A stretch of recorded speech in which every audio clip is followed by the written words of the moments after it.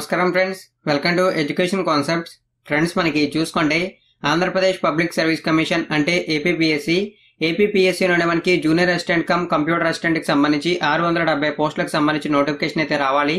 కాకపోతే మనకి నోటిఫికేషన్ అయితే ఇంకా రిలీజ్ అవ్వలేదు, కానీ ఈ పోస్టులకు సంబంధించి సిలబస్ అయితే అఫీషియల్ వెబ్సైట్ లో అయితే పెట్టారు. ఇక్కడైతే చూసుకోవచ్చు, మీకు క్లిక్ హియర్ అని చెప్పి కనబడుతుంది. ఇక్కడ స్టార్టింగ్ లోనే ఉంది, అదైతే మీరు చూడొచ్చు.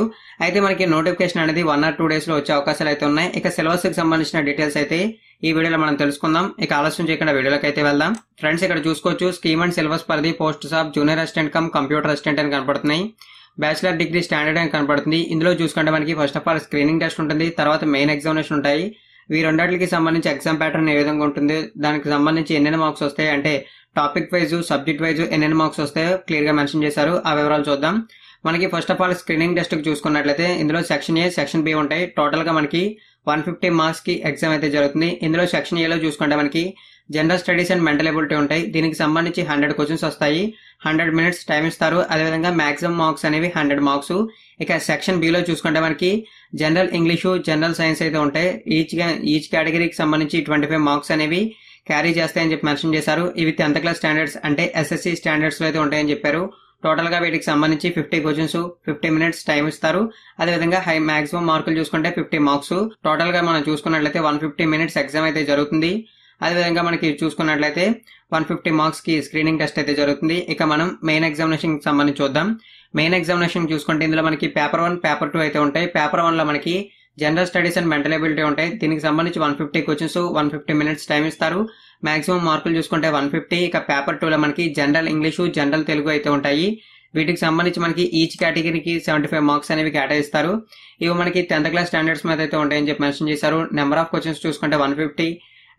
ఎగ్జామ్ టైం చూసుకుంటే 150 minutes టైం ఇస్తారు. మాక్సిమం మార్క్స్ చూసుకున్న 150. టోటల్ గా మనకి 300 మార్కులకి మెయిన్ ఎగ్జామినేషన్స్ అయితే జరుగుతాయి. ఇవైతే మీరు క్లియర్ గా చూసుకోవచ్చు.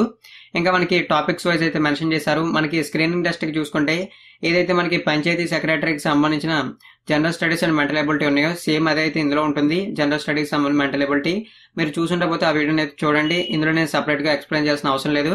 ఇక జనరల్ ఇంగ్లీష్ అండ్ తెలుగులో చూసుకుంటే మనకి ఇంగ్లీష్ కి సంబంధించి, తెలుగుకి సంబంధించి డీటెయిల్స్ అయితే మెన్షన్ చేశారు. Comprehensive, synonyms, vocabulary, usage and ఐడియమ్స్, vocabulary functions, logical arrangements of sentence, grammar. మనకి తెలుగులోని ఇంగ్లీష్లోని గ్రామర్ కి సంబంధించి అయితే ఉంటాయి టాపిక్స్. ఇవైతే మీరు చూసుకోవచ్చు.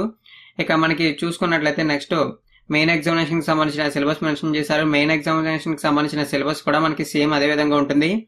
అంటే ఏదైతే పంచాయతీ సెక్రటరీకి సంబంధించి ఉంటుందో అదే విధంగా ఉంటుంది సిలబస్. మీరు దీని గురించి నేను సపరేట్ గా చెప్పినా సరే ఇది కొత్త సిలబస్ అన్నట్టు మీకు మైండ్ లో అయితే వస్తుంది.